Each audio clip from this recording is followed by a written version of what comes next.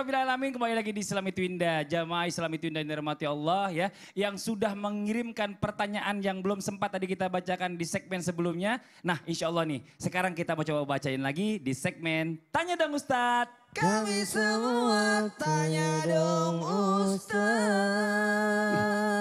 Ada merdu banget suaranya. Suara siapa itu Ustaz yang baik? Kita masuk ke pertanyaannya ya. Dari hamba Allah nih. Assalamualaikum Ustadz ya. Keadaan saya dan suami sudah berpisah. Anak-anak semua diasuh oleh saya sebagai ibunya. Tapi mantan suami saya sulit dibawa diskusi dalam hal mengasuh anak. Dia memberi nafkah setiap bulan. Menanyakan kabar anak-anak jarang. Malah menyuruh anak-anak yang datang ke ayahnya. Bukan ayahnya yang menengok anak-anak. Anak-anak kan masih usia 3,5 tahun dan 2 tahun. Mohon berikan penjelasannya ya Ustadz. Dan Ustazah tolong dijawab Ustadz Maulana. Gini. Iya. Kenapa Bib? Kenapa, Kaget. Gini. Kaget lagi 2 kali Habib kagetnya. Berbicara tentang pengasuhan, tanggung jawab. Ketika terjadi perceraian, ingat. Tidak ada mantan anak. Tidak ada mantan orang tua. Nah bagaimana perasaan nanti kalau kelak sudah besar itu anak. Terus orang tuanya butuh perhatian. Terus anaknya juga berlaku yang sama. Terhadap orang tua di kala kecil. Dia tidak diperlakukan baik. Ini kembali lagi. Betul, anak di bawah usia 5 tahun itu berada dalam pengasuhan orang tuanya. Tapi ingat kalau perempuan, anak perempuan 12 tahun ke bawah. Jadi masih ada perpanjangan lagi. Tapi dalam hal ini memang ibu yang mengasuh. Sekali lagi ibu yang mengasuh. Tapi tetap ayah yang bertanggung jawab. Ingat tanggung jawab dalam hal apa? Pembiayaan. Dalam tanggung jawab apa? Nafkah. Dalam tanggung jawab apa? Mendidik. Dalam tanggung jawab apa? Melindungi. Dan posisi anak-anak ini butuh figur seorang ayah. Sekali lagi butuh figur seorang ayah. Dan sosok yang dibanggakan superhero-nya. Apalagi kalau anak perempuan, maka anak perempuan adalah milik ayah. Dalam hal ini apa? Untuk apa? Sosok laki-laki yang dibanggakan. Apalagi? Figur laki-laki. Idola. Idola pertama. Apalagi? Ingat, mohon maaf, tetap untuk menjalin silaturahmi antara ayah dan anak. Kadang-kadang, kenapa? Kedekatan sosok anak-anak itu sangat dekat kepada ayahnya. Makanya anak saya, maaf ya saya ambil contoh anak saya. Iya. Betul ibunya sudah tidak ada. Tapi ada figur ibu, ada Tante Sia. Tante Sia itu siapa Ustadz? Anaknya istrinya Paripai. Paripai itu siapa? Paripai itu keluarga saya semua dua-duanya. Oh, penonton di rumah kan nggak tahu makanya saya harus tanya ya kan. Kalau saya mungkin udah tahu. Iya. Jadi dalam hal ini untuk supaya tenang. Makanya jangan kelamaan. Iya. Nah, jadi rahimnya di sini yang disebut rahim. Dan ingat, mohon maaf, yang pertama pemilik anak itu sebenarnya ayah. Iya. Yang mengandung pertama ayah. Kok bisa? Karena mengandungnya dalam tulang belakang, berupa cairan. Dan jadi sosok ayah itu yang penting sebenarnya. Ustaz Asam ada masalah? Gak apa-apa Ustaz. Udah mengandung kan? Mudah-mudahan mengandung banyak.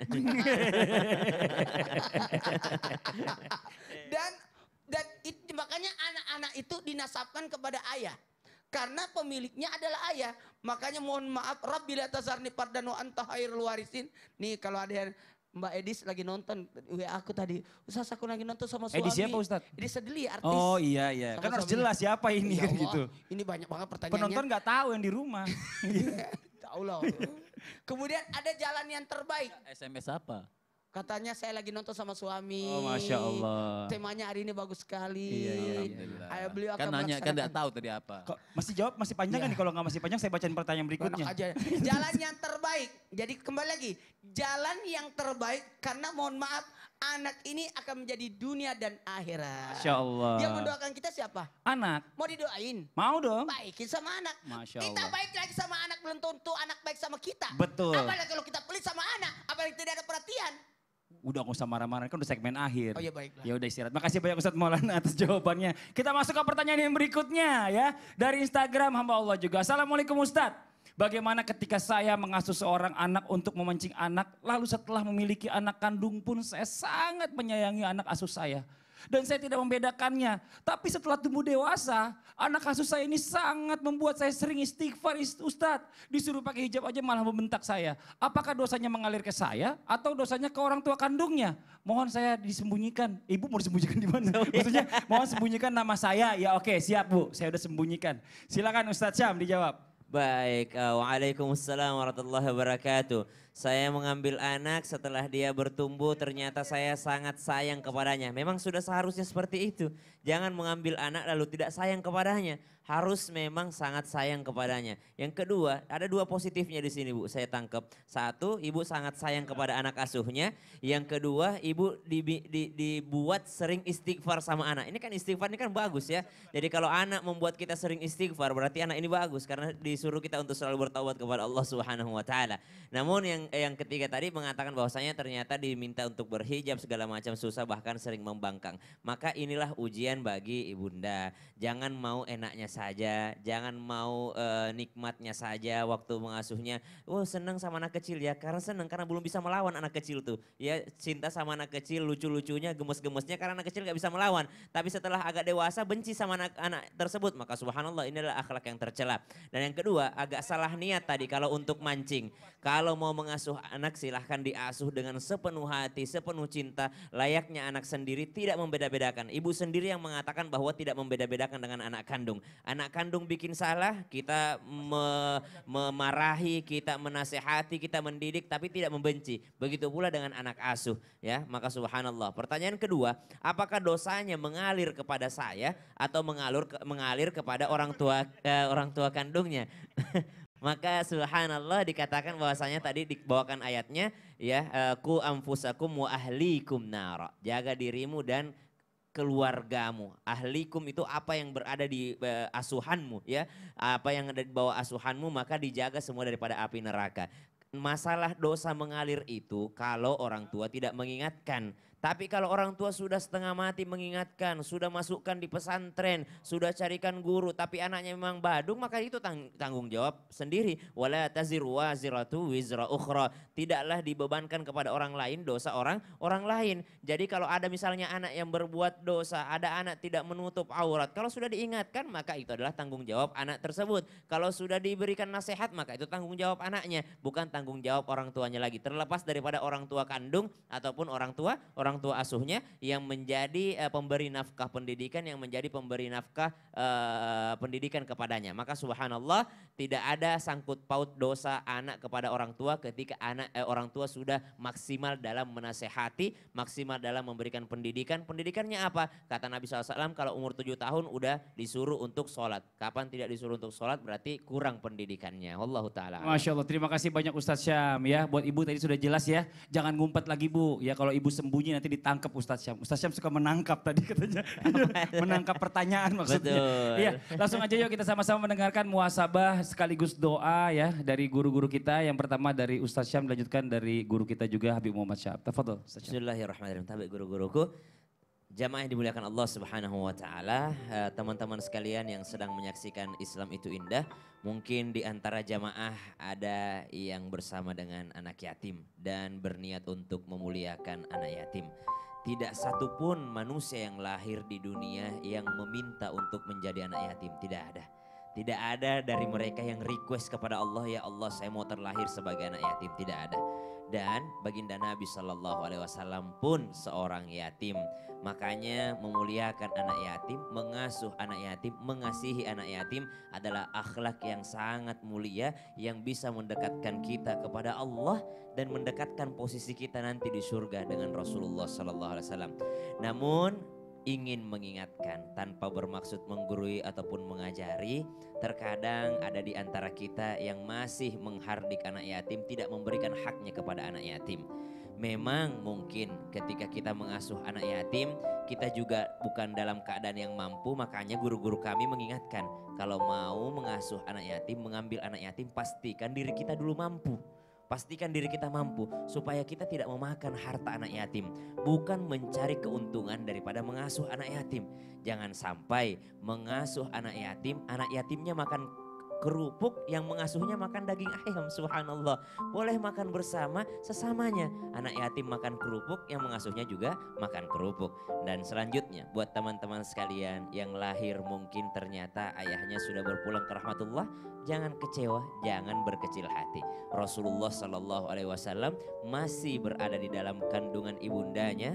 Rasulullah SAW sudah menjadi seorang yatim, lahir sudah menjadi seorang yatim, namun bisa survive. Kenapa? Karena mendekatkan diri kepada Allah Subhanahu Wa Taala, tidak patah semangat. Suatu ketika pun baginda Nabi SAW melihat seorang anak kecil yang bersedih di antara teman-teman lainnya bermain, maka Nabi SAW mendekatinya. Kenapa engkau bersedih?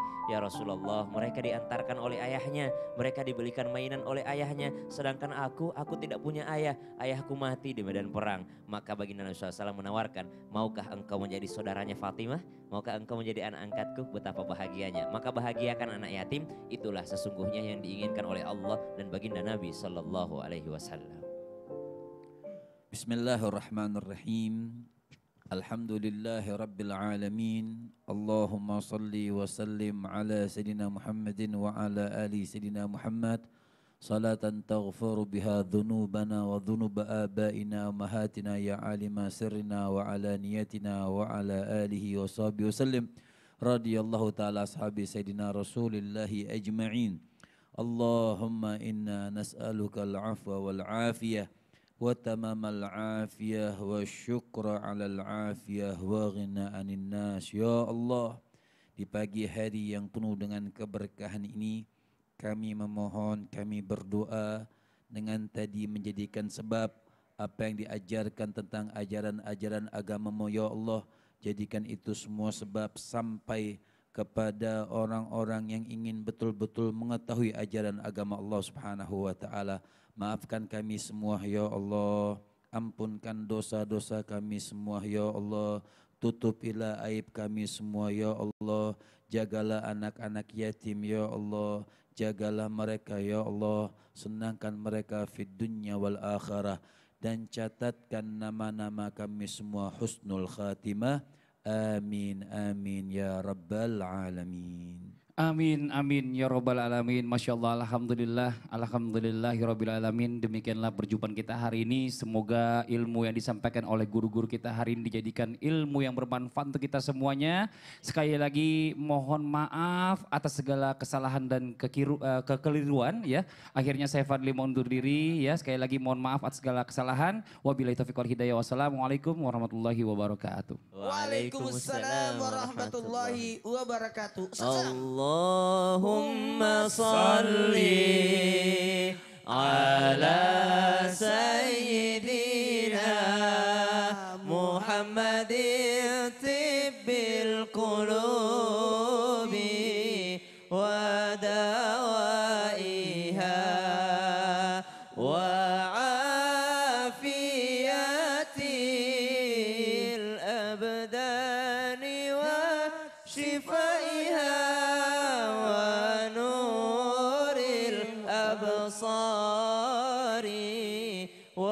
Memeriahkan HUT Transmedia. Ayo ikuti lomba video kreatif berhadiah total 100 juta. Terbuka untuk umum, individu maupun kelompok. Kreasikan video berdurasi maksimal 1 menit dengan tema HUT ke-20 Transmedia. Sertakan logo Transmedia dan salah satu atau lebih logo perusahaan di bawah Transmedia di dalam konten video. Upload video ke medsosmu, lalu share link ke insertlive.com mulai 1 November sampai 3 Desember 2021. Info lebih lanjut klik insertlive.com/lomba video Transmedia.